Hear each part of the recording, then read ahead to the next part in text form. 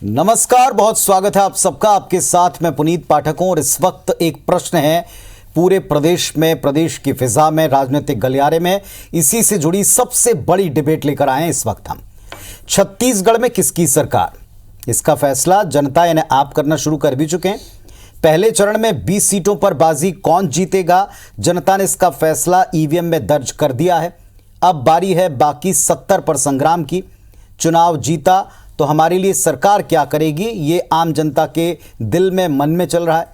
ये बताने के लिए सभी दल अपना मैनिफेस्टो यानी चुनावी घोषणा पत्र लाया करते हैं और इस बार भी ला चुके हैं। वायदा पत्र, वचन पत्र, गारंटी, ऐसे कई नामों से इनको प्रचारित करना शुरू भी कर दिया है।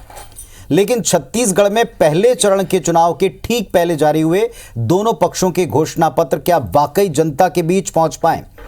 क्या वास्तव में उन्हें सही तरीके से पहुंचाने का वक्त पार्टियों को, नेताओं को मिल पाया? क्या जनता उनको समझ पाई कि पार्टियां उन्हें ऑफर क्या कर रही हैं? अगर वे जीतती हैं तो क्या देंगी उन्हें?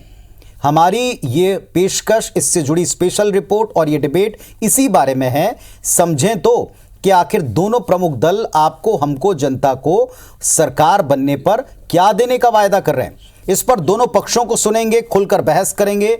आप भी जरा गौर से सुनिएगा ताकि सही फैसला कर सकें। पहले आपको एक रिपोर्ट दिखा रहे हैं।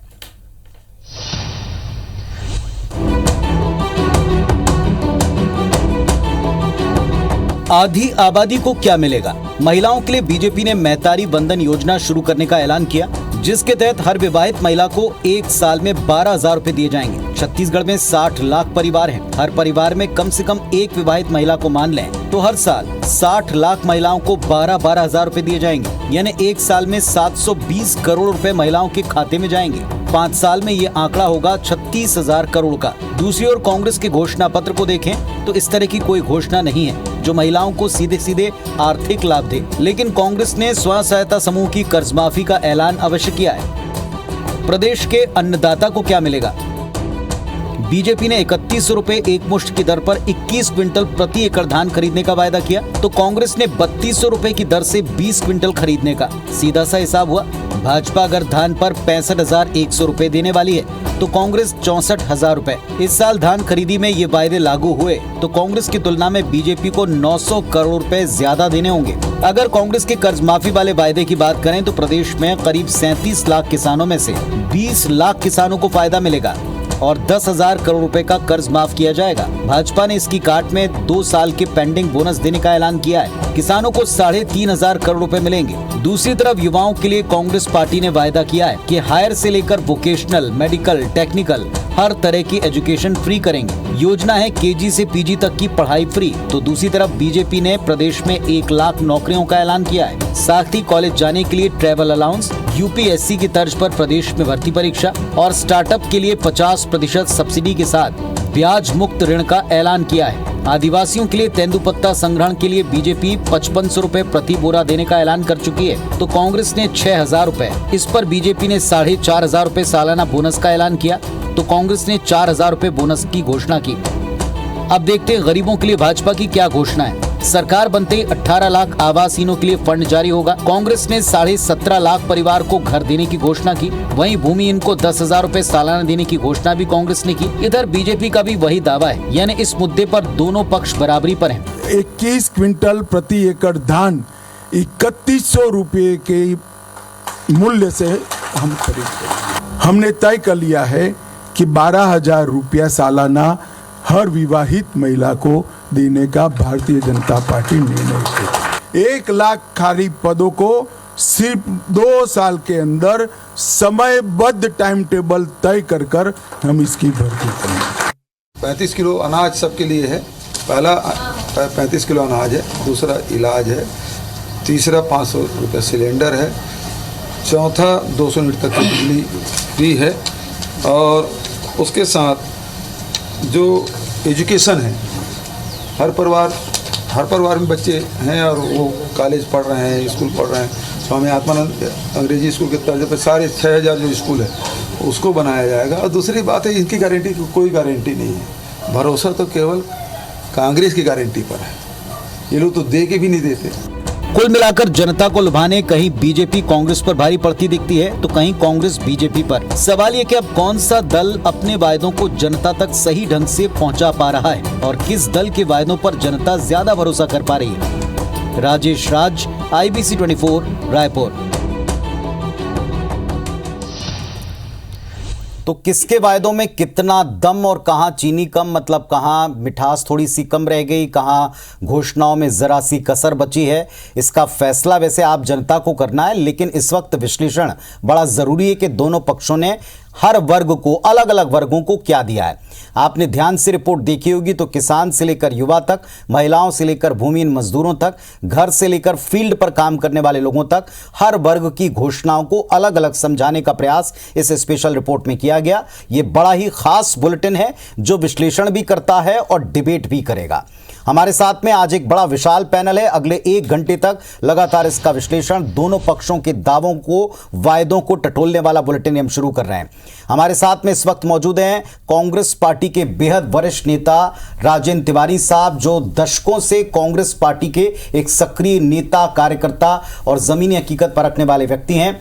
दूसरी तरफ हर्षिता पांडे जी हैं, भारतीय जनता पार्टी की प्रवक्ता हैं।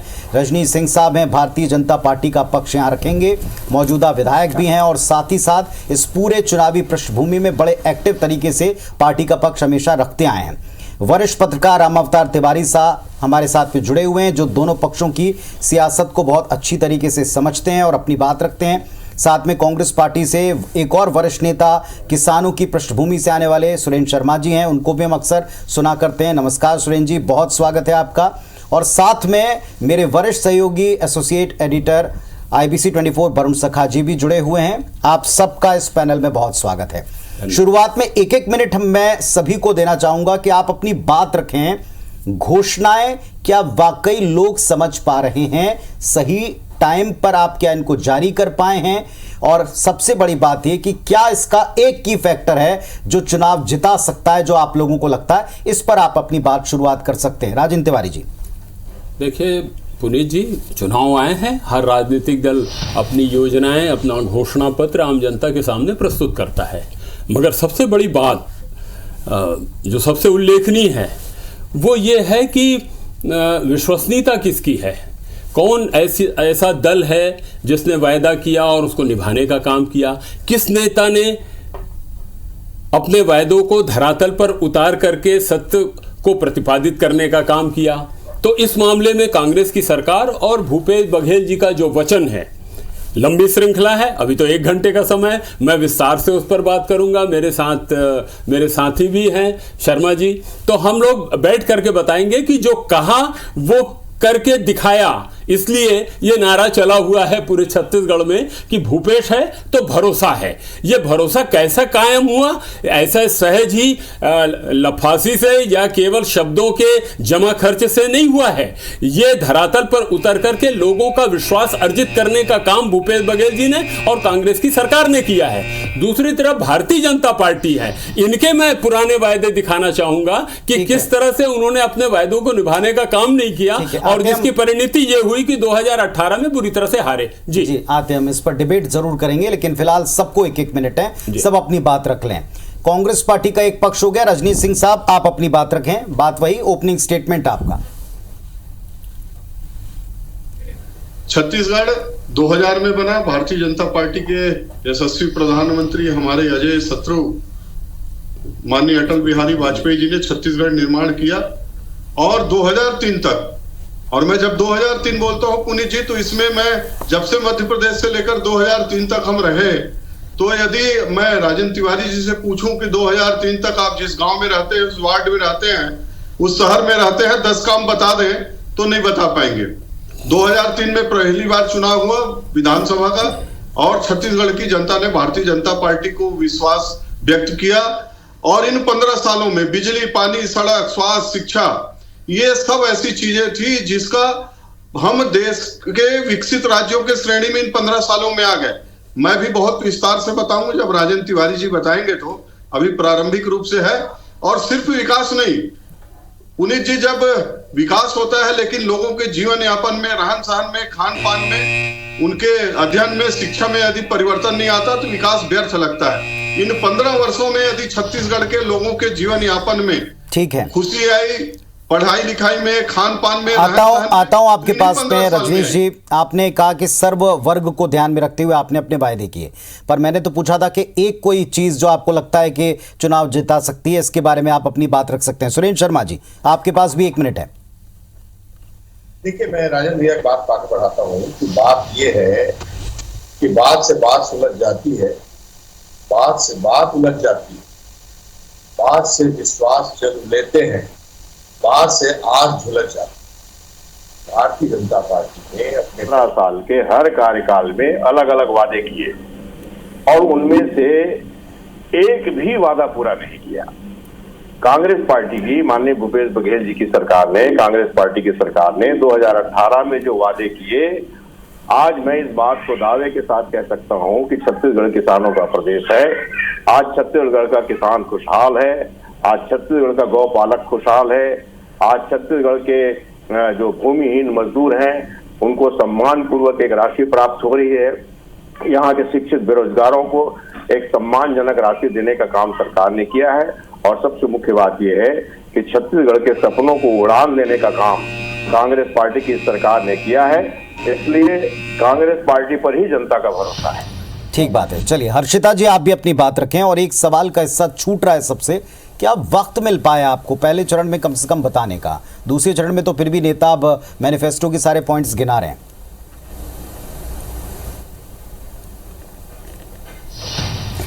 जी पुनीत जी, सभी मुझसे वरिष्ठ पैनल में बैठे हैं, सभी को सादर प्रणाम।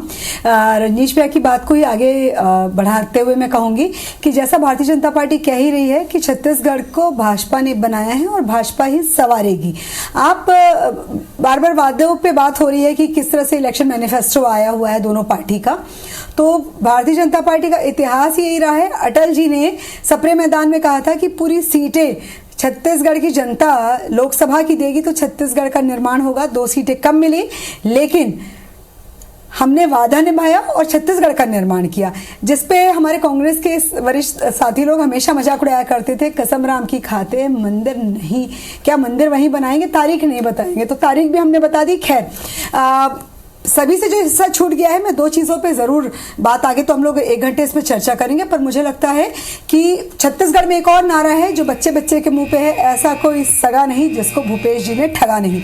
तो उसमें सारे आते हैं, किसान आते हैं, महिलाएं आती हैं, युवा आते हैं, सियान आते हैं। लेकिन अगर हम 2 चीज़ों को ले लें, किसानों की बात अगर हम करते हैं, लगभग 65,000। हर्षिता जी, समय हो गया, मैं पुनः आपके पास भारतीय जनता पार्टी का वादा, मैं पुनः आपके पास आऊंगा, आपके साथियों के पास में भी जाऊंगा। फिलहाल मेरे साथ में यहाँ 2 वरिष्ठ पत्रकार हैं, अब उनका मुझे रुख करना पड़ेगा। राम अवतार तिवारी साहब, कोई एक की पॉइंट आपको लगता है क्वाइन किया है दोनों पक्षों ने, जिस पर वे सोचते हो कि उनके पास समर्थन आएगा? देखिए, जब चुनाव में अभी प्रबंधन या भावनात्मक मुद्दे ज्यादा हावी होते जा रहे हैं, तब छत्तीसगढ़ में घोषणा पत्र को लेकर चर्चा हो रही है और यहां से लेकर गांव तक चर्चा हो रही है। ये अच्छी बहस है और अच्छी सोच है, इसी से प्रदेश का विकास होगा, पहली बात। दूसरी बात, मैं 2 बार अपने तरीके से सर्वे करने गांव-गांव में घुमा हूं, मुझे 2 चीज लगा है, एक कर्ज माफी, दूसरा किसान। 2 चीज दिखे, तीसरा चीज दिख रहा है महिलाएं। उसको भाजपा ने अब 2 दिन से छूना शुरू किया है, क्योंकि ज्यादातर मुद्दे जो देखेंगे भाजपा और कांग्रेस के, 17 घोषणाएं पहले राहुल, प्रियंका और भूपेश ने कर दी थी, कर्ज माफी समेत वो घोषणा आ गई थी। उसके बाद भाजपा का घोषणा पत्र आया और उसमें अपन देखेंगे तो कुछ मुद्दे उन्होंने भी, किसान पर पहली भूपेश के ट्रैक पर चला भाजपा ने और किसान पर वो भी गए। उसमें एक नया चीज जो दिखा है भाजपा को, वो महिलाओं का 12,000, उसको कल से विज्ञापन में, प्रचार में, और इसमें सबसे बड़ी बात, उन्होंने एक बड़ी कंपनी को भी लगाया है जो महिलाओं का फॉर्म भरवाए उन तक ले जाए। तो दोनों मुद्दे अभी, एक तरफ किसान है, दूसरा बड़ा वर्ग महिलाएं हैं। इन वर्गों को अलग अलग तरीके से, युवाओं को भी छूने की कोशिश की है, बेरोजगारी खत्म करने के लिए, ठीक है, महिलाओं को भी छूने की कोशिश की है, किसानों को भी छूने की, सब वर्गों का की बात ध्यान इस रखा गया है। ठीक है वरुण सखा जी, हमको ये डिबेट करनी पड़ी क्योंकि हमको भी लगता है, आपको भी लगता है, हम सबको लगता है कि इस पर जो मूल मुद्दे की बात होनी चाहिए कि आप पॉलिटिक्स में जनता के भले के नाम पर आते हैं, अगर सरकार बनाते हैं, सत्ता में आ जाते हैं वाकई, तो देंगे क्या, एक्चुअली क्या हाथ लगेगा, इस पर बहस जरूरी। हमको लगता है कि शायद इस पर लगातार होनी चाहिए बहस, लेकिन अब सही पर हम खुलकर बात करेंगे। क्या कहेंगे आप? दोनों ही पार्टियों के घोषणा पत्र सामने हैं, लगभग बराबर चीज़ें हैं, कोई कहीं किसी में मैटर पर थोड़ा एज है, किसी को कहीं मैटर पर एज है। अब जो लड़ाई है वो है सच्चा कौन झूठा कौन, लड़ाई ये आ गई है। इधर मोदी की गारंटी की बात हो रही है और इधर भूपेश की गारंटी की बात हो रही है। गारंटी मतलब शब्द उन्होंने बदले हैं दोनों के। तो अब यहाँ विश्वास की लड़ाई है पुनीत जी। अब विश्वास की जब लड़ाई होती है तो पूरा ट्रैक रिकॉर्ड देखा जाता है, तो ट्रैक रिकॉर्ड दोनों के पास अपना अपना है। तो इतनी जटिल स्थिति की तरफ हम बढ़ रहे हैं, ये चुनाव इतना जटिल और इतना कठिन होता जा रहा है। जो विन विन था 6-8 महीने पहले एक दल के लिए, वो अब आकर के बहुत टाइट हो गया है पुनीत जी। बहुत सही बात आपने की और बहुत कम शब्दों में टाइम पर आपने बात रख दी। ये जो विन विन कंडीशन है तिवारी जी, यहीं से मैं शुरुआत करूंगा। जिस तरीके से राजेंद्र जी ऐसा लगता था कि एक तरफा मुकाबला है, पूरी क्लीन स्वीप है, ये तस्वीर बदल दी और इसमें बीजेपी का दावा है कि उनके नेताओं के दौरों से कहीं ज्यादा उनकी गारंटी, उनके वायदे और जहां मोदी शब्द उन्होंने जोड़ दिया उसका जिक्र है। सबसे पहले किसानों की बात करिए, कंपैरेटिवली बात करिए, प्रति एकड़ के हिसाब से देखें तो यहां सबसे बड़े किसान वर्ग के लिए जो आपका सबसे बड़ा सपोर्टर रहा है, उसके लिए बीजेपी का वायदा एक कदम आगे दिखता, ऐसा दावा है। सरासर झूठ दावा है और मैं अभी आपको फिर से बता दूं पुनीत जी कि क्लियर स्वीप है और प्रचंड बहुमत से कांग्रेस जीतने जा रही है। आपने किसानों की बात की, अभी तिवारी जी ने महिलाओं की बात की। मैं उस बिंदु को भी दूसरे चरण में जब आप बोलेंगे तो फिर उसको टच करूंगा। वो कैसा भुलावा दिया है भारतीय जनता पार्टी ने, उसका उदाहरण मैं बताऊंगा। गारंटी की बात तो जाने दीजिए, आदरणीय मोदी जी ने गारंटी लिया था कि प्रत्येक परिवार में 15 लाख रुपए आएंगे प्रत्येक खाते में। तो बाद में फिर अमित शाह जी ने कहा वो तो जुमला था, 2 करोड़ लोगों को रोजगार दिया जाएगा हर साल। उसमें भी अमित शाह जी का स्टेटमेंट था, बड़ा मजेदार है, समय नहीं तो विस्तार से बताता, ये वो जुमला था। तीसरी बात, उन्होंने ये कहा था कि स्वामीनाथन रिपोर्ट की रिपोर्ट को लागू किया जाएगा, किसानों को उनकी उपज का दुगना मूल्य दिया जाएगा। अंततः वो भी जुमला साबित हुआ। और अब अभी हमारी बिटिया ने ये कहा ना कि तारीख भी बता दिया राम जन्मभूमि की। बिटिया, राम जन्मभूमि की तारीख भारतीय जनता पार्टी ने नहीं बताया। मैं सुब्रमण्यम स्वामी जी को उद्धृत करना चाहूंगा, बहुत बड़े नेता हैं आपकी पार्टी के। उन्होंने कहा कि राम जन्मभूमि बनने का श्रेय केवल 3 लोगों को है। पहला राजीव गांधी को, जिन्होंने ताला खुलवाया। दूसरा, उन्होंने ये कहा कि 52 एकड़ जमीन का अधिग्रहण जो है पीवी नरसिंह राव जी ने किया था। और तीसरा, उन्होंने अशोक सिंघल जी का स्मरण किया, जो विश्व हिंदू परिषद के कार्यकारी अध्यक्ष। बिटिया सुन लो, बीच में नहीं टोको, जब आपका समय आएगा ना तो आप टोकना ना, आप टोकना। आप लोगों के प्रति तो पूरा सम्मान है, पूरा स्नेह है, तो पूरा सुन लो। तारीख भी बताने का काम अगर किसी ने किया तो सुप्रीम कोर्ट ने किया, एक बात। दूसरी बात यह है कि ये जुमलेबाजी जितनी भी हो रही है, ये पिछले चुनाव में आपने किसानों की बात कही, भारतीय जनता पार्टी ने तो 2013 में ये वायदा किया था पुरी जी कि हम 2100 रुपए में धान की खरीदी करेंगे। भारतीय जनता पार्टी ने यह भी कहा था कि हम 300 रुपए बोनस देंगे। और अंततः क्या हुआ? टाइम फिस जैसे ही एक घुड़की केंद्र की सरकार ने अभी वो आप देखें, अभी वो न केवल एक बड़े रकबे में धान खरीदी की बात करते हैं, बल्कि वो अपना पिछला बकाया बोनस देने की बात करते थे। तिवारी जी, अगर आप यहाँ कर्जमाफी का ऐलान करते हैं, कर्जमाफी की बात करते हैं, तो उनका बोनस वो अपने जवाब के तौर पर दे रहे हैं, यानी एक भी पॉइंट वो छोड़ना नहीं चाह रहे हैं।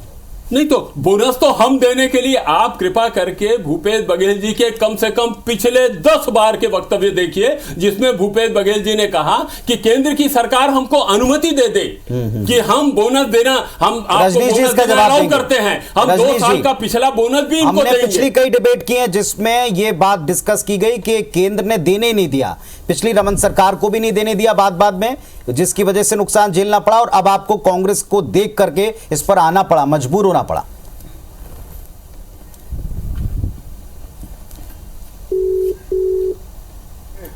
जी, अनुभवी है, लेकिन उन वो जो विषय ले रहे हैं जी। तो लग रहा है कि अभी भी उनको सदमा से उभर नहीं पा रहे हैं तिवारी जी। अभी तिवारी जी अपने 5 साल के वादे का आप जिक्र करिए। भारतीय जनता पार्टी ने जो ये बार बार बोलते हैं 15 साल, मैं दोनों पैनलिस्ट बड़े वरिष्ठ हैं, उनसे जानना चाहूंगा 15 साल के 5 बिंदु निकाल के रखें कि कौन कौन से बिंदु हमने पूरा नहीं किया। और आपने जो कहा ना 15 लाख, कहीं पर बताइए कि हमने घोषणा पत्र संकल्प पत्र में ये कहा था, जैसा आप बता रहे हैं कि हमने गंगा जल। फिलहाल तो हम थोड़ा छत्तीसगढ़ के घोषणा पत्र पर बात कर लें, थोड़ा राम मंदिर पर या बाकी की चीजों पर जब भी डिबेट जाती है तो थोड़ा डिरेल हो जाती है, ऐसा मेरा निवेदन है। आप सारे बड़े गंभीर लोगों को इस पैनल पर रखने की और उनसे बातचीत करने की वजह। सुरेंद्र शर्मा जी, मैं वापस ट्रैक पर आता हूं। किसानों को लेकर जो वायदे हैं आपसे बेहतर और कौन समझेगा समझाएगा। आपको लगता है भारतीय जनता पार्टी ने, चलिए एक नकल का आरोप लगा, एक देखकर करने का आरोप लगा, लेकिन अब सारे जवाब दे दिए हैं ताकि ये वर्ग कम से कम ये जान पाए कि आपसे ज्यादा वो कर रहे हैं। देखिए दरअसल में क्या है, मोदी जी की गारंटी बोलते हैं, तो क्या मोदी जी ने एक भी भाषण में कहा है कि हम बोनस में छूट दे रहे हैं? उन्होंने इस बात की छूट दी है छत्तीसगढ़ सरकार को, भारतीय जनता पार्टी को, कि वो 3200 रुपए में धान खरीदी कर सके। तो क्या भारतीय जनता पार्टी देश के जितने राज्यों में उनकी सरकार है वहां पर इतने में ही खरीदी करेगी? जो बोनस पर रोक भारतीय जनता पार्टी ने लगाया, जल्दी से इसका उत्तर दे दें, फिर मुझे ब्रेक पर जाना। जो चावल खरीदी पर जो रोक लगाया था, तो दरअसल गारंटी जब दे रहे हैं तो मोदी जी ने तो अपने किसी भाषण में देखिए बहुत स्पष्ट समझना होगा कि ये विधानसभा चुनाव है और ये स्टेट का जो है वो बीजेपी का इलेक्शन मैनिफेस्टो है। ये लोकसभा में जब आएगा कुछ इस तरह का विषय तो अलग बात होगी। हम ये छत्तीसगढ़ के लिए किए हैं। छत्तीसगढ़ जिसको धान का कटोरा कहा जाता है, हर एक का स्टेपल फूड अलग है, हर एक का जो मुख्य फसल होती है वो हर राज्य की अलग है, हर जगह की अलग परिस्थितियां होती है। मुझे लगता है बहुत स्पष्ट है, कोई विषय नहीं। MSP जो है वो स्टेट का विषय है,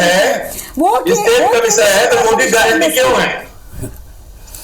चलिए ठीक है, आप दोनों के पास आप सबके पास आऊंगा। एक और राउंड का हम करेंगे जिसमें आप लोग इस विषय को थोड़ा सा आगे बढ़ाइएगा और एक महिला वाले मुद्दे पर तिवारी जी से बातचीत की शुरुआत करूंगा। तो दोनों पक्षों के मैनिफेस्टो पर एक एक्सक्लूसिव रिपोर्ट आपने देखी, डिटेल रिपोर्ट देखी कि दोनों पक्षों के वायदे क्या हैं।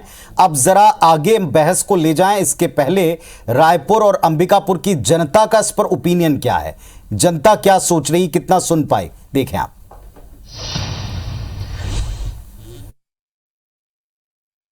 ये जो चुनाव के समय ये जो घोषणा पत्र जारी कर कर देश को जो आर्थिक नुकसान पहुंचाते हैं ये सारे नेतागण, ये सारी चीज़ें अनैतिक है। ना पुनर्वास, ना रोजगार, ना घोषणा पत्र में हमारे लिए कोई घोषणा की जाती है। मुझे ऐसा लगता है कि कांग्रेस की सरकार में जो मूलभूत सुविधाएं रायपुर के लिए या छत्तीसगढ़ राज्य के लिए होना चाहिए था वो नहीं हो पाया। पूरी होती नहीं होती पता नहीं मेरे को, परंतु जो परंपरा चालू हुई है ये बहुत गलत परंपरा चालू हुई है।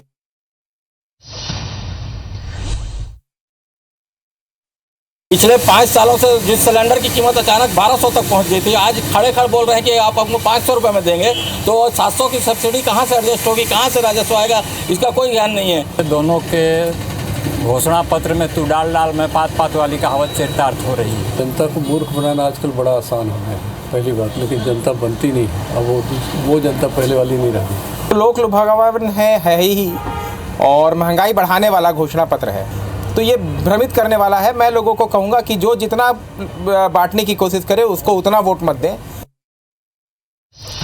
तो यह जनता कहती है कि अब वो पहले वाली जनता नहीं रही, अब वो पहले वाली जनता नहीं है जो केवल लोक लुभावन घोषणाओं से आपके पाले में आ जाए, आपके पक्ष में आ जाए, हाँ जी तो कर सकती है, लेकिन क्या वो वास्तव में वोट देगी, इस पर जनता की राय सुनकर आप समझ सकते हैं। ये पूरा विशाल पैनल आप देख रहे हैं, इससे कुछ बिंदुओं पर, दोनों पक्षों के अलग अलग बिंदुओं पर सीधे सीधे सवाल पूछने वाले हैं। दोनों पक्षों के घोषणा पत्र पर हम बातचीत कर रहे हैं और बड़ा ही एलीट पैनल हमारे साथ में, समझदार पैनल है। राजेंद्र तिवारी जी, चर्चा की शुरुआत में हिंट दिया था, ऐसा एक वायदा जो भारतीय जनता पार्टी को आपसे एक कदम आगे दिखा रहा है, दावा कर रहा है, वो है महिलाओं को, विवाहित महिलाओं को 12,000 रुपए साल देने का वायदा। मध्य प्रदेश की तर्ज पर दिखता है लेकिन वेल प्लान दिखता है। कोई जवाब कांग्रेस में इसका नहीं दिखाई पड़ा। मैं देता हूं। पहली बात तो जल्दी जल्दी मैं उनके और अपने घोषणा पत्र में, चूँकि महिलाओं का, बिटिया लोगों का, बहनों का आपने जिक्र किया है, माताओं का जिक्र किया, इसलिए जल्दी जल्दी माता कौशल्या का हमको आशीर्वाद है, इसलिए हम प्रचंड बहुमत से सरकार बनाएंगे। मगर उनके और हमारे घोषणा पत्र में थोड़ी थोड़ी बुनियादी 500 रुपये हम महिलाओं को उनके खाते में गैस सिलेंडर का सीधा डाल रहे हैं। जैसे अभी रायपुर में 975 रुपये में गैस सिलेंडर मिलता है, वो हम सीधा 500 रुपये उनके अकाउंट में डालेंगे।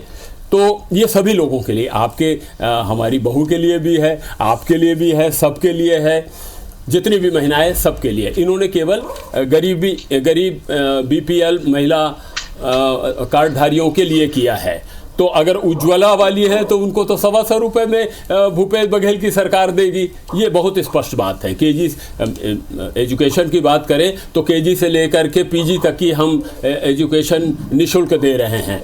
और किसानों की बात आप मेरे ख्याल से आप बाद में चर्चा करेंगे। आपने ये जो भारतीय जनता पार्टी का महतारी वंदन योजना है जिसका आपने अभी जिक्र किया, मैं थोड़ा सा आपको बताना चाहूँगा और आपके दर्शक जो पढ़े लिखे लोग हैं थोड़ा कागज पेन भी निकाल करके कैलकुलेट कर दें कि कैसे जुमलाबाजी होती है और कैसे बुद्धू बनाने का प्रयास कर रही है भारतीय जनता पार्टी। ये वही जुमला है जिस तरह से 15 लाख और 2 करोड़ वो छत्तीसगढ़ में अब आजमाने की कोशिश की जा रही है। मैं थोड़ा तर्क सम्मत ढंग से बात करूँगा, पुनीत जी ध्यान से सुन लीजिए। अभी हमारे यहाँ मतदाता जो हमारी बहनें हैं, बिटियां हैं, उन मतदाताओं की संख्या इस चुनाव में 1,02,39,410 है। ठीक है, ये महिलाओं की संख्या है। पुरुष थोड़ा कम है, वो करीब 98 लाख के लगभग है। तो 1,02,39,410 महिलाओं में अब ये विवाहित बहनों को देने की बात कर रहे हैं 12,000 रुपए प्रति साल। अब आप ये निकाल करके चलिए, चूंकि 18 साल से ऊपर के उम्र के लोग मतदाता होते हैं, तो लगभग 40%, मैं कम से कम आंकड़ा ले रहा हूं, कम से कम आंकड़ा ले करके मैं कैलकुलेट कर रहा था, लगभग 40% महिलाएं ऐसी हैं हमारी बहनें बिटिया जो विवाहित हैं। अब उनके खाते में ये 12,000 रुपए प्रति वर्ष डालने की बात कर रहे हैं। आप कैलकुलेट कीजिए, आपके पास तो कंप्यूटर रखा हुआ है पुनीत जी, कैलकुलेट करके निकालेंगे तो करीब सुन लीजिए, नहीं सुनिए, आंकड़ा दिखाया आप जो कहना चाह रहे हैं। 53,000 करोड़ रुपए। और राज्य का बजट कितने का है इस बार का? एक हर्षिता पांडे जी, मैं समझ गया आपका पॉइंट। 1,21,000 ये जुमलेबाजी है, छलावा है। आप महिला से एक अकेला, ये केवल और केवल बुद्धू बनाने का षड्यंत्र। ठीक है हर्षिता जी, बिटिया को अर्थशास्त्र सही समझाना पड़ेगा। मानी तिवारी जी जो है समझ गए हैं। जो पूरे घोषणा पत्र में अगर हम बात करते हैं तो हर वर्ग के लिए काफी सारी चीजें हैं, जिसमें मास्टर स्ट्रोक जिसको कहते हैं वो सीधा बहनों के लिए है। पहली बार छत्तीसगढ़ गठन के बाद इस तरह की जो योजना है वो बहनों के लिए आ रही है। और छत्तीसगढ़ के अलावा भारतीय जनता पार्टी के जिन राज्यों में सरकार है, आप मध्य प्रदेश चले जाइए, आप असम चले जाइए, वहां पे ये हो रहा है। तो क्या आपत्ति होनी चाहिए? मेरी समझ में नहीं आ रहा है।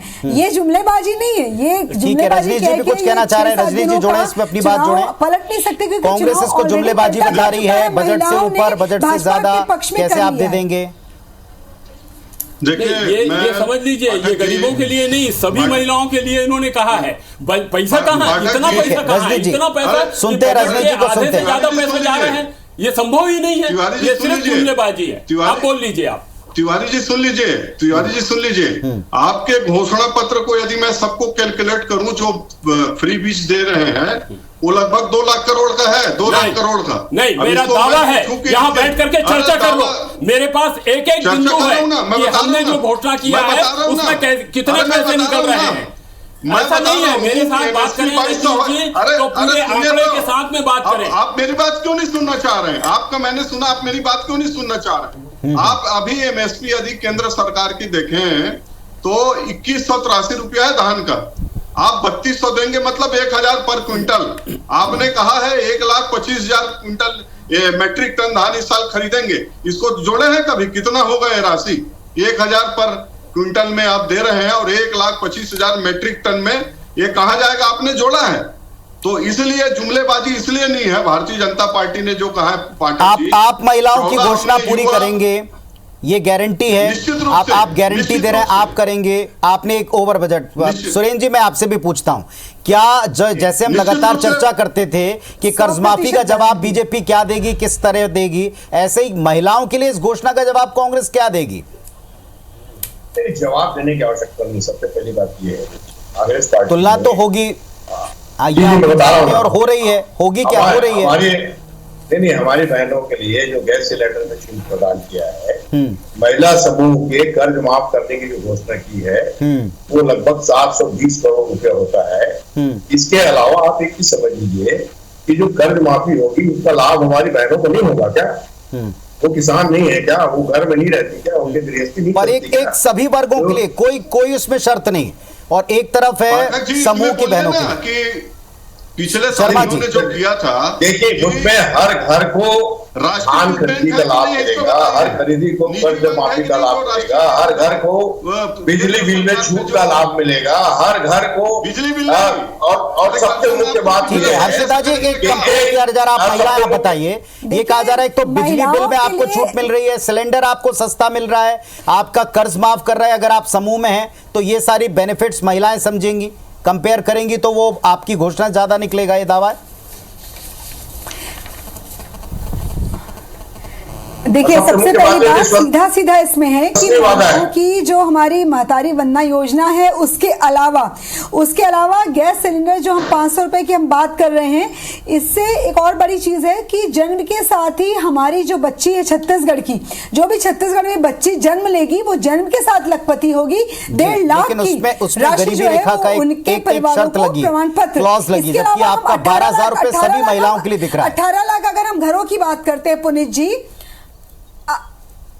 तो ये बहुत बड़ी राशि। आप बताइए, यदि एक घर में एक बहू है और एक सास से दोनों विवाहित महिलाएं हैं, 24,000 आएगा। ठीक है, अगर दो विवाहित महिलाएं आपकी बात से समर्थन रखते हुए तो हम ये सवाल कांग्रेस से पूछ रहे हैं, पर जो आप बच्ची वाली योजना बता रहे हैं उसमें ऑलरेडी गरीबी रेखा का एक क्लॉज लगा है, शर्त लगी नहीं है।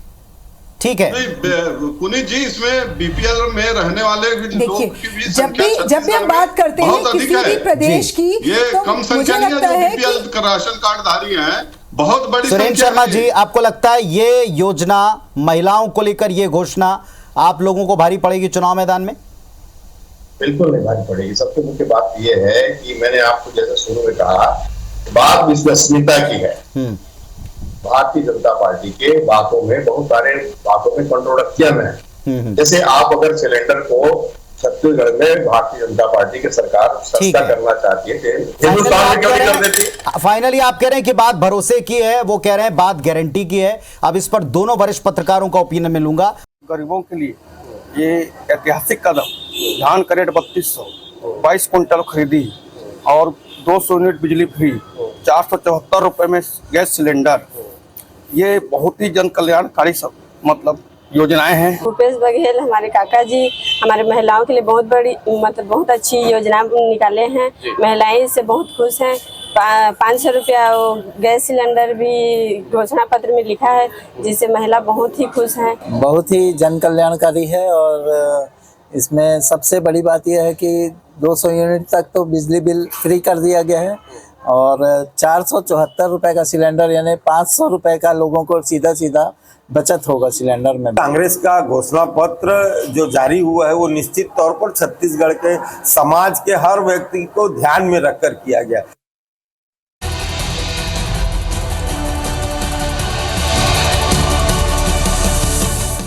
सीधे मैं तिवारी जी राम अवतार जी से पूछता हूँ। राम अवतार जी, हमने बड़े कुशलता से पहले दिन भी, जिस दिन आया था उस दिन भी और अभी भी, जब आप लोगों से पूछा, तमाम एक्सपर्ट से पूछा, एक एक घोषणाएं आप देखें जिनका दूसरे पक्ष में आपको कोई सामने पॉइंटर या जवाब सीधे नहीं मिलता। आप इफ एंड बट करके बहुत सारे निकाल सकते हैं। महिलाओं वाली घोषणा आपको लगता है सत्ता पक्ष के लिए चैलेंज बनेगा? निश्चित तौर पर चैलेंज है। और पर क्या ढंग से बनाया जा पा रहा है, ढंग से बताया जा रहा है? देखिए, क्योंकि भाजपा का घोषणा पत्र थोड़ा देर से हुआ है, जो प्रभावी तरीके से कांग्रेस ने एक एक घोषणाएं रोज करते करते वो लोग पहले से पहुंचा, पहले कर दिए, उसका ज्यादा प्रभावी दिख रहा है। भाजपा का जो महिला वाला उसके बाहर एक ज्यादा काट है, वो नहीं निकल पाया। उन्हें धान पे, बोनस पे, पुराना पैसा देंगे, वो सब बोल रहे हैं, वो उतना प्रभावी नहीं दिखा। तो ये नया महिला वाला उन्होंने पहले से शामिल किया है, इसको 2 दिनों से प्रभावी तरीके से ला रहे हैं।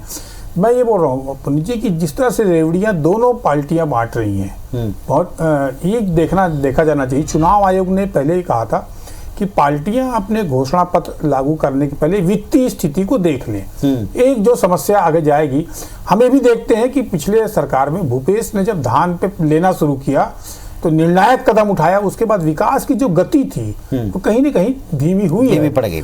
अब जब उससे बड़ी घोषणा इस बार दोनों पार्टियों ने कर दी है। ठीक है, लेकिन अब की बार एक बैलेंस देखिए, पहले भारतीय जनता पार्टी मैनिफेस्टो आधिकारिक तौर नहीं आधिकारिक तौर पर मैनिफेस्टो में घोषणाओं में जवाब देने की कोशिश बीजेपी ने की, लेकिन एक प्रेशर आया कि अब धान की कीमत आप कहां ले जाएंगे, आप कैप कहां लगाएंगे। आपको लगता है इस मामले में कांग्रेस बैलेंस बना पा रही है या आगे दिख रही है? आपका क्या ओपिनियन है? देखिए, पहले जब भाजपा ने घोषणा की वो घोषणा पूरा नहीं कर पाई, इसलिए उसके जो स्थानीय नेताओं की विश्वसनीयता कम हुई, इसलिए उन्होंने राष्ट्रीय नेता जो विश्वसनीय है मोदी जी, अमित शाह, उनको सामने रखकर घोषणा पत्र जारी कराया और उनसे तमाम मुद्दों पर सहमति ली। धान पे वो करते नहीं है, धान एक बड़ा मुद्दा बनेगा, राष्ट्रीय मुद्दा बनेगा। वरुण जी, ये सवाल मेरा आपसे भी, सब जगह बड़ा मुद्दा आगामी लोकसभा चुनाव तक बना रहेगा। धान, किसान और इसमें एक वर्ग जो है, चूंकि चर्चा हम खूब चाहते हैं लेकिन हो नहीं पाती सारी समग्र, एक और पॉइंट है, मैं आऊंगा उस पर, अब कांग्रेस के लोगों से प्रतिक्रिया जरूर लूंगा।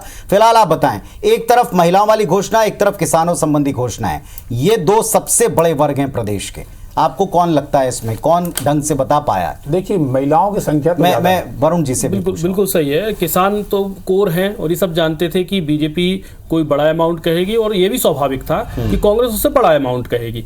लेकिन इसमें टेक्निकल चीज जो इन्होंने बताई है कि भारतीय जनता पार्टी जो है 3100 रुपए ले रही है, लेकिन रकबा उन्होंने 21 एकड़ कर रखा है और कांग्रेस 3200 ले रही है, 100 रुपए ज्यादा ले रही है, लेकिन रकबा 1 एकड़ कम रखा है। अगर इनको कैलकुलेट करते हैं, स्टैंडर्ड मानते हैं कि 1 एकड़ में 21 क्विंटल निकल ही जाता है या 1 एकड़ में 20 क्विंटल निकल ही जाता है, तो दोनों के जो अमाउंट में डिफरेंस जो आता है वो 1100 रुपए का डिफरेंस आता है। तो ये चीजें, छोटी छोटी चीजें बताने की रह गई हैं।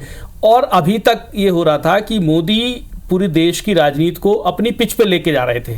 ऐसा पहली बार हुआ है देश में कि मोदी दूसरे की पिच में खेलने गए। मोदी फ्रीबीज या किसी भी तरह की ऐसी रियायतों के विरुद्ध एक राजनीतिक चेहरा भारत के अंदर निर्विवाद रूप से है, लेकिन छत्तीसगढ़ के मामले में ये निर्विवाद हट गया। अब वो भूपेश बघेल की या कहें कि दूसरे की पिच में आकर के वो यहाँ पर खेल रहे हैं। तो ये तो कंपैरेटिवली अगर हम बात करें तो जो इन्होंने जो महतारी वंदन योजना का ऐलान किया है, इसका तो वास्तव में फिलहाल में कांग्रेस के घोषणा पत्र में इसका कंपैरेटिव समझ में नहीं आ रहा है। इफ एंड बट के साथ जरूर है। बिल्कुल। एक अंतिम बात सुरेंद्र शर्मा जी, एक और वर्ग है, कर्मचारी अगर नाराज होता है तो किस पक्ष पर क्या प्रभाव पड़ता है, और स्पेशली सत्ता पक्ष पर, यह बात आप अच्छे से जानते हैं।